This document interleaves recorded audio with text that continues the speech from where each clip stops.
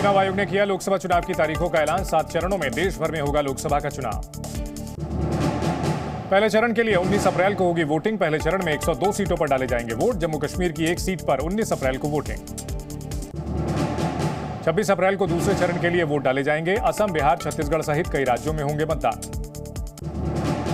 तीसरे चरण के लिए 7 मई को होंगे मतदान। तीसरे चरण में 94 सीट पर वोटर्स डालेंगे वोट। चौथे चरण में 96 सीट पर डाले जाएंगे वोट। 13 मई को चौथे चरण की होगी वोटिंग। मध्य प्रदेश, महाराष्ट्र, ओडिशा सहित कई राज्यों में होंगे मतदान। 20 मई को 5वें चरण के लिए मतदाता करेंगे मतदान। लद्दाख सहित 49 सीट पर 5वें चरण में वोटिंग। 25 मई को मतदाता छठे चरण के लिए डालेंगे वोट। हरियाणा, झारखंड, दिल्ली सहित 57 सीटों पर 25 मई को डाले जाएंगे वोट। 1 जून को अंतिम और 7वें चरण के लिए डाले जाएंगे वोट। चंडीगढ़ सहित देश भर के बचे हुए 57 सीटों पर होगी वोटिंग।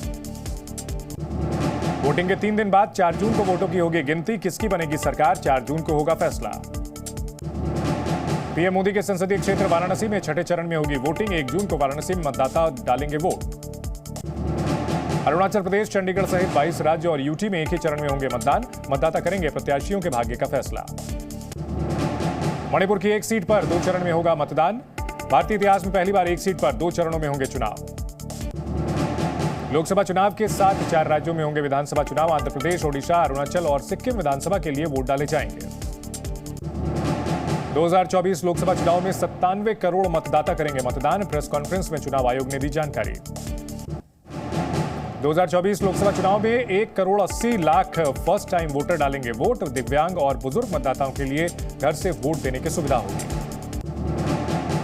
3 साल से एक जगह ड्यूटी दे रहे अधिकारियों को बदला जाएगा। चुनाव में धन बल के प्रयोग पर चुनाव आयोग की रहेगी नजर।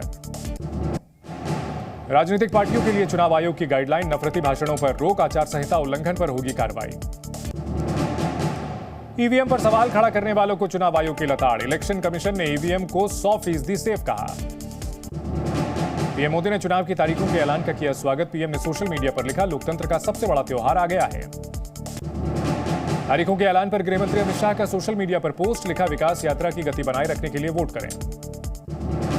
तारीखों के ऐलान पर कांग्रेस अध्यक्ष खड़गे का बयान, कहा 2024 चुनाव न्याय का द्वार खोलेगा। लोकसभा चुनाव की तारीखों पर खड़गे ने भी उठाए सवाल, कहा 7 चरण में चुनाव कराने से सहमत नहीं कांग्रेस। चुनाव तारीखों के ऐलान पर बोले बीजेपी नेता शहनवाज हुसैन, कहा हमारा लक्ष्य 400 से ज्यादा सीटें जीतने का। चुनाव तारीखों के ऐलान पर बोले यूपी बीजेपी अध्यक्ष भूपेंद्र चौधरी, चुनाव के लिए हमारी तैयारी पूरी, विपक्ष हमारे लिए कोई चुनौती नहीं। चुनाव की तारीखों का ओम प्रकाश राजभर ने स्वागत किया, कहा 4 जून को 400 से ज्यादा सीट जीतकर एनडीए की सरकार बनेगी। उत्तराखंड सीएम पुष्कर धामी ने एनडीए की सरकार बनने का दावा किया, विपक्ष पर भी बोला हमला। चुनाव की तारीख पर बोले फारूक अब्दुल्ला, जम्मू कश्मीर में चुनाव के ऐलान न होने पर उठाए सवाल। तारीखों के ऐलान पर कांग्रेस नेता प्रियांक खड़गे ने उठाए सवाल, कहा चुनाव आयोग ने इस तरह की तारीख की घोषणा की जिससे पीएम को ज्यादा लाभ मिले। कांग्रेस नेता अधीर रंजन चौधरी ने कहा, हम डिजिटल इंडिया की बात करते हैं लेकिन 7 चरण की प्रक्रिया में फंसे हुए हैं। कांग्रेस नेता केसी वेणुगोपाल बोले, कहा चुनाव के लिए हमारी पार्टी तैयार, राहुल की यात्रा ही हमारी तैयारी। यूपी में बीजेपी की बड़ी बैठक, लोकसभा चुनाव की तैयारियों पर चर्चा। समाजवादी पार्टी की चौथी लिस्ट जारी, 6 उम्मीदवारों के नामों का ऐलान। आजमगढ़ से धर्मेंद्र यादव को एसपी ने दिया टिकट, गौतम बुद्ध नगर से महेंद्र नागर को बनाया प्रत्याशी। बिहार में चुनाव की घोषणा से पहले अधिकारियों का तबादला, 71 डीएसपी का हुआ ट्रांसफर, गृह विभाग की तरफ से अधिसूचना जारी। तेलंगाना में पीएम ने केंद्र के कामों को गिनाया, कहा तेलंगाना के गरीबों के लिए 1 करोड़ बैंक अकाउंट खोले, 50,000 से ज्यादा लोगों का बीमा कराया। तेलंगाना में पीएम ने 140 करोड़ देशवासियों को बताया मोदी का परिवार, कहा मैं अपने 140 करोड़ परिवारजनों के लिए जीता हूं। पीएम ने बीआरएस और कांग्रेस पर निशाना साधा, कहा कांग्रेस और बीआरएस दोनों भूमाफिया को सपोर्ट करते हैं।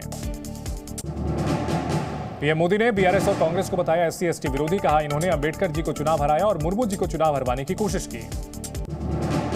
370+ का लक्ष्य हासिल करने के लिए दक्षिण भारत दौरे पर पीएम मोदी कल आंध्र प्रदेश में करेंगे रैली, एनडीए की बैठक में भी होंगे शामिल। 18 मार्च को कर्नाटक और तमिलनाडु दौरे पर रहेंगे प्रधानमंत्री, कई रैलियां और रोड शो करेंगे। अनुराधा पौडवाल की सियासी पारी का आगाज, सिंगर अनुराधा पौडवाल ने थामा बीजेपी का दामन। राजस्थान में चुनाव से पहले कांग्रेस को बड़ा झटका, कांग्रेस सहित कई पार्टी के नेता बीजेपी में शामिल हुए। महाराष्ट्र में एनडीए में सीट बंटवारे पर डिप्टी सीएम देवेंद्र फडणवीस ने कहा एनडीए में 80% सीट बंटवारा हो गया।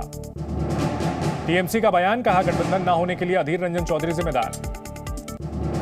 ईडी ने के कविता को कोर्ट में किया पेश, 7 दिन की ईडी रिमांड पर भेजा गया। राउज एवेन्यू कोर्ट में पेश हुए अरविंद केजरीवाल, मिली जमानत। केजरीवाल को नियमित पेशी से छूट, 1 अप्रैल को अगली सुनवाई। मुंबई में कल भारत जोड़ो न्याय यात्रा का समापन, भिवंडी में आज प्रियंका ने बीजेपी को घेरा। आईएनडीए गठबंधन मुंबई में दिखाएगा एकजुटता, स्टालिन और अखिलेश होंगे शामिल। राहुल की न्याय यात्रा की समापन रैली में शामिल होंगे उद्धव और शरद पवार।